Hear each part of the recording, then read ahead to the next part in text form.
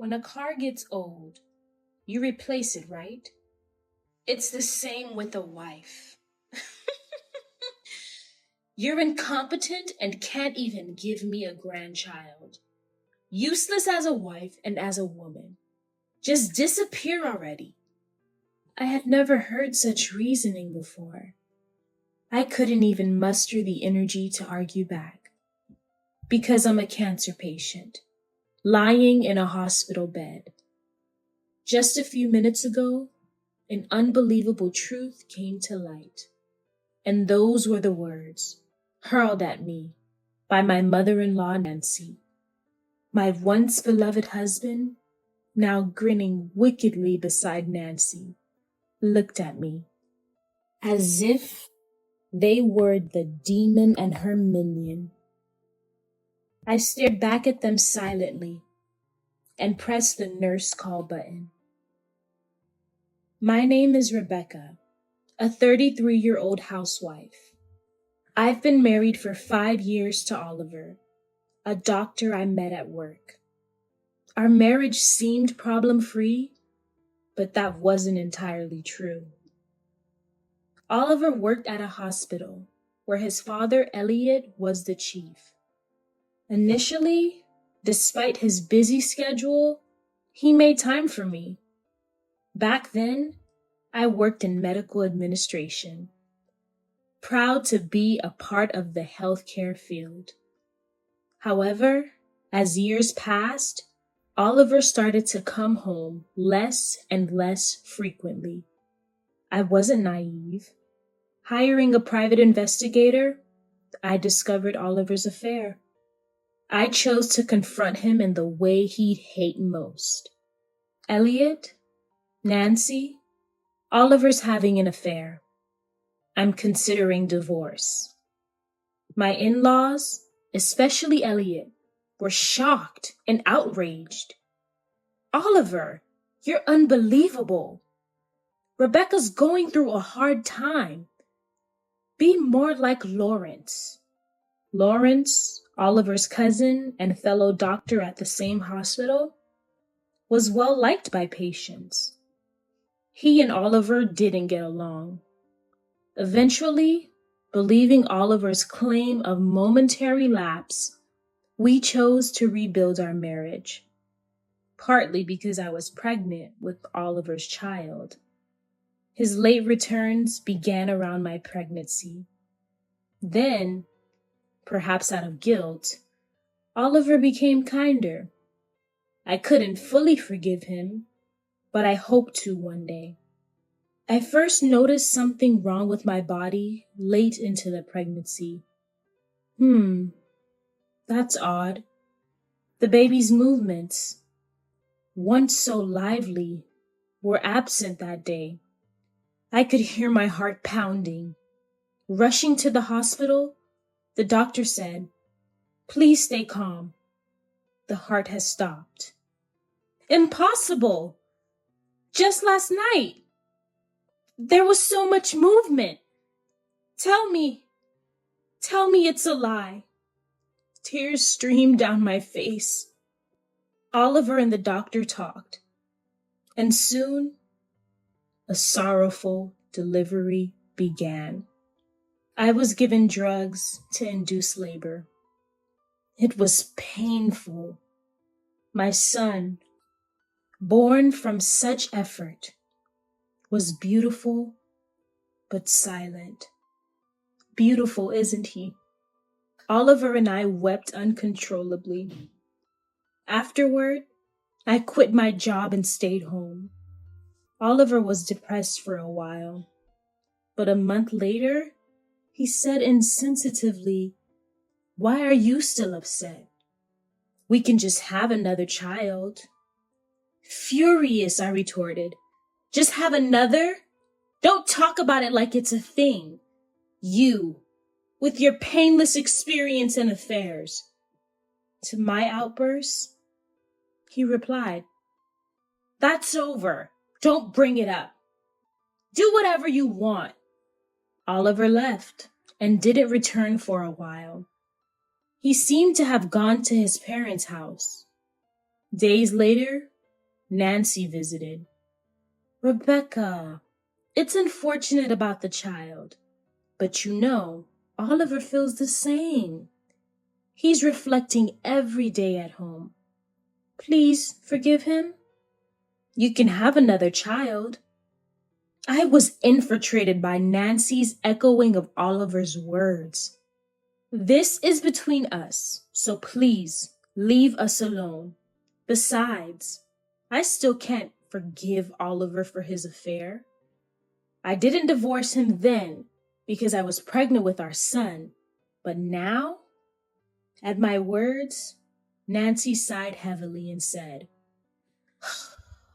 Rebecca, don't you often get told that you're irritating? Bringing up old issues.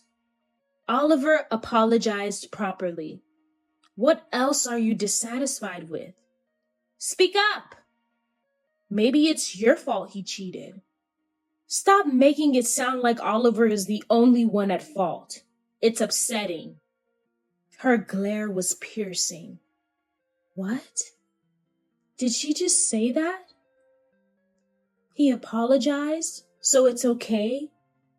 This isn't a child's fight. I was stunned by her childish statement. Anyway, I won't allow a divorce. It'll look bad if you dump him after losing a baby. People will say you just abandoned him. Besides, you can't divorce, can you? You owe a debt to Elliot's family. You wouldn't repay kindness with ingratitude, right? Nancy said that and left with a laugh. Frustrated, I couldn't help but cry after Nancy left. I've always had a difficult relationship with Nancy. My family is just an ordinary one, not particularly medical. It seemed Nancy wanted Oliver to marry someone from a prestigious family. What's your job, Rebecca? Oh, medical administration. And your dad's an office worker? I see, she said, clearly disappointed. I thought she was incredibly rude, even when Oliver cheated. I saw Oliver being scolded by Elliot, and Nancy glared at me, as if to say, you're to blame too. It didn't feel good. I can't believe she actually thought I was the one at fault. Unbelievable. Oliver was the one who cheated during my pregnancy after all. I was raised by my father alone, since I lost my mother in an accident when I was young.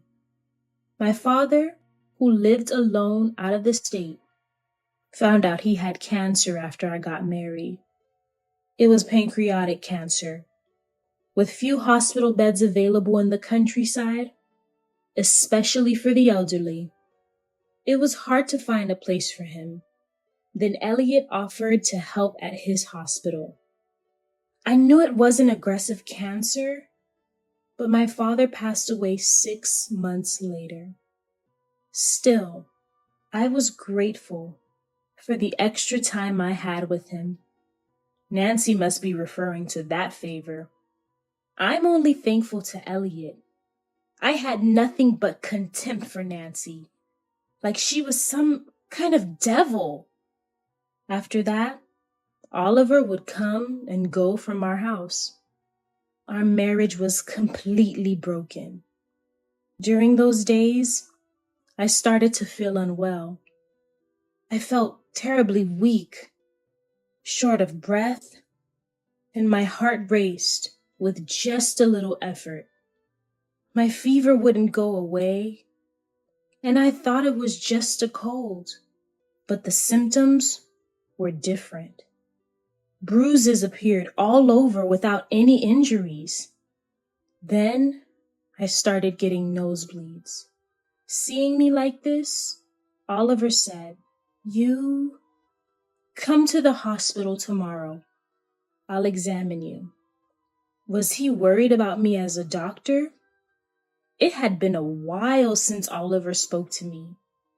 The next day at the hospital, Oliver looked over the test results and said, "Rebecca, you need to be admitted immediately."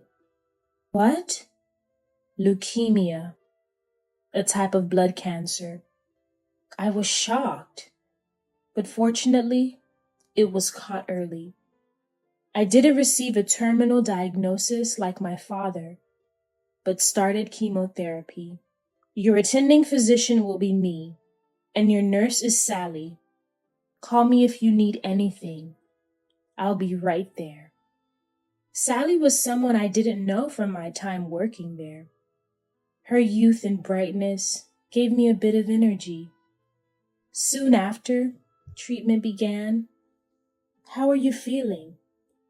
Oliver appeared in my room multiple times a day. There was something I'd been thinking about a lot since starting treatment. I thought chemotherapy would be more painful. I expected my hair to fall out in clumps. To which he replied, "There's individual variation. Let me or Sally know if anything comes up." Oh, are these two, perhaps? Given Oliver's past, it was hard not to suspect something. I was still feeling very heavy and struggled to even sit up. Sally, who might be Oliver's affair partner, said, "Rebecca, what kind of person is Dr. Oliver? You've been married a long time, right? He treated me to a meal recently." The provocative statement made my headache even worse.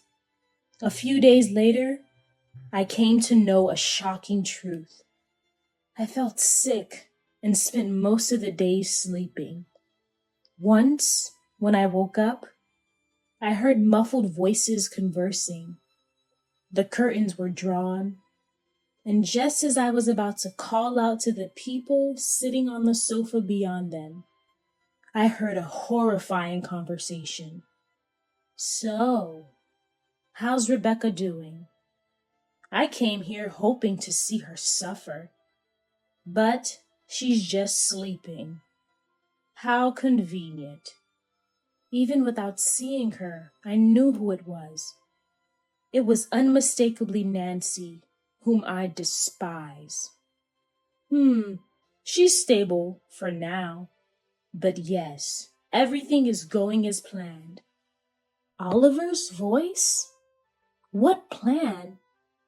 At Oliver's words, Nancy burst out laughing and said something unbelievable. Rebecca wouldn't guess she's not actually getting any treatment. Nancy's laughter choked me up. The two of them continued to laugh and chat, then started bad-mouthing me. "Keep it down, Mom. Rebecca might wake up." It's tough for me, pretending to give her chemotherapy and falsifying her medical records. I'll let her go home for recovery and then just leave her there. As a medical professional, and even just as a human, their words were beyond belief. I trembled uncontrollably. Overwhelmed, I blurted out, "What do you mean?" At that moment, the curtains flew open. You were awake?" Seeing their faces, as if I were a nuisance, I was paralyzed with fear. "What do you mean by no treatment? Then what was that IV for?" "It was mostly nutritional supplements. We've been giving you just a tenth of the necessary chemotherapy." Man, it was hard to deceive everyone. To Oliver's words, I retorted, "If you hate me that much, why don't you just divorce me? What was the reason for marrying me in the first place?" Nancy scoffed. "You see, There's something called social standing. There's a timing for divorce. I doubt someone like you, a commoner, would understand. It's convenient if you just disappear without us having to divorce, especially since you're sick. She went on. You replace an old car, right? It's the same with wives. You're incompetent, can't even bear an heir, useless as a wife and as a woman. Just disappear already. Oliver joined in, grinning. Yeah, that's about it. Ah, why did I marry you? Your face wasn't too bad. And the main reason was because Lawrence liked you. I just wanted to see his disappointed face. I have someone I want to marry after you're gone. Sally. Isn't she cute? Oliver's smirking face filled me with disgust. Then, from the doorway, is that true? Nurse Sally was standing there. Sally, since when have you been... Oliver, looking concerned that she overheard, asked, Just got here. You said you wanted to be with me? Sally spoke haltingly, and Oliver sighed. Sally. As he approached her, Oliver let out a scream, because behind her stood Elliot and cousin Dr. Lawrence. Oliver, is what you said true? Your actions are unforgivable as a doctor. You're suspended from tomorrow. Prepare for your punishment. And you too, Nancy. I'll have a word with you when we get home. Elliot's words shrank them both. Sally approached me. Rebecca, are you okay? I'm sorry I didn't come out sooner. It's okay, Sally. I never thought my treatment wasn't progressing. Look, got it all on a voice recorder. At our conversation, Oliver and the rest were in shock. As soon as I felt the unsettling atmosphere, I hit the nurse call button. Elliot and the others were brought by Sally.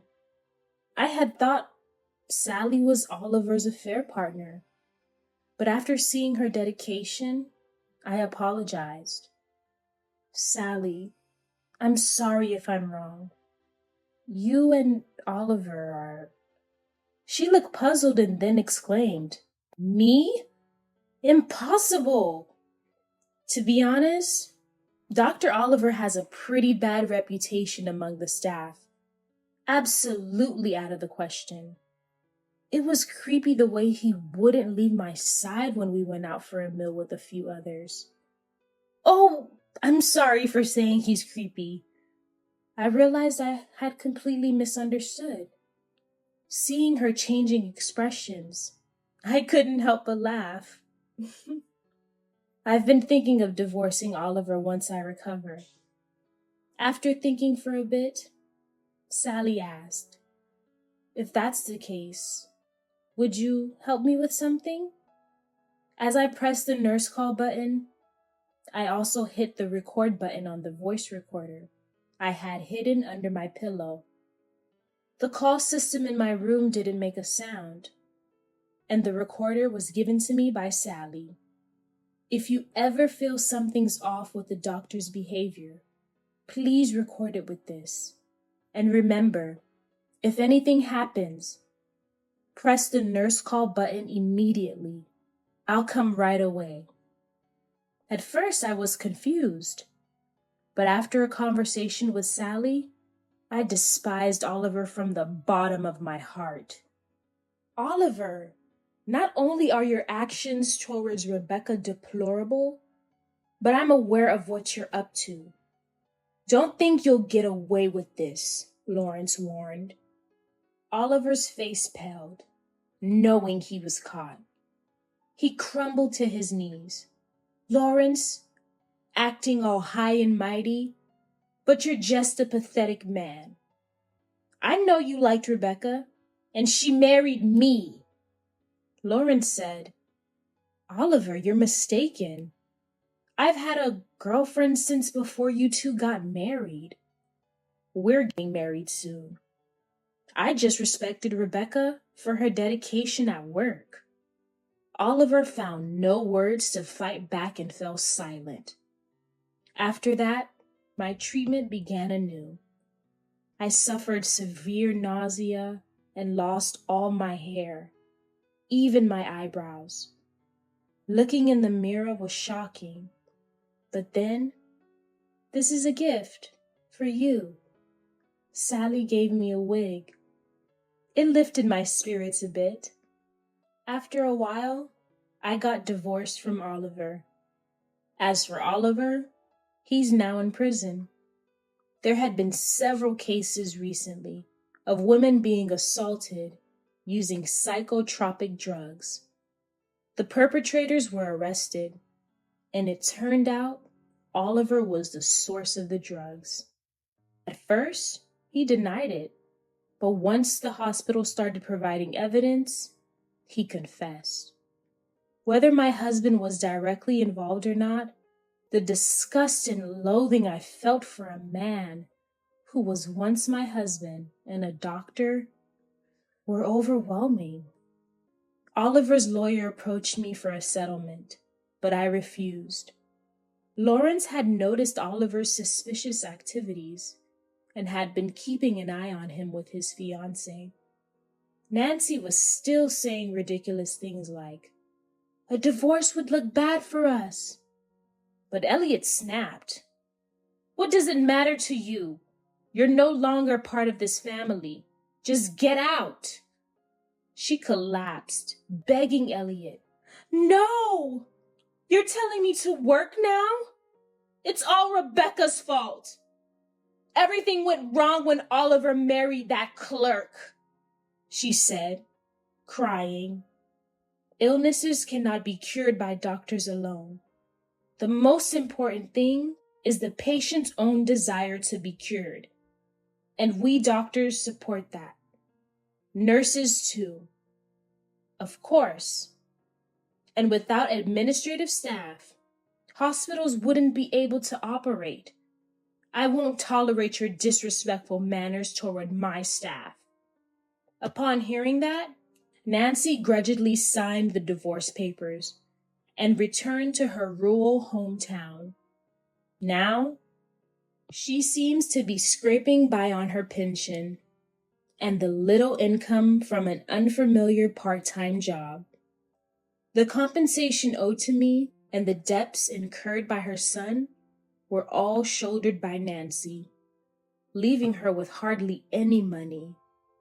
The demotion from a hospital director's wife to what Nancy called an ordinary person must have been hard. But she's a stranger to me now, so it doesn't matter. Elliot took responsibility for the incident and stepped down as director. Lawrence was appointed the new director. Unlike Oliver, there was no opposition to his respected leadership among the staff. I am still inexperienced and can't match up to my uncle yet, but I want to make this hospital a community cornerstone with all of you. Please lend me your support. Thank you." Lawrence, making his polite address, had his fiancée Sally by his side, tears of joy in her eyes. Years later, I returned to my hometown and now work as a medical administrator in the hospital near my home. My hair, which had fallen out, has completely regrown, and it's now long enough to tie back. I've been told there's a possibility of relapse, but so far, there are no signs of it. I enjoy spending time with my old school friends on days off, dining out and having fun. Many of my friends have children, and one of them said, "Rebecca, your due date is next month, right?" Let me hold the baby when it's born. A few years after returning home, I remarried. I met my current husband by chance, and he's such a kind man. His parents are also very warm people, and being with them makes me feel at peace. Rubbing my grown belly, I smiled and said, "Of course."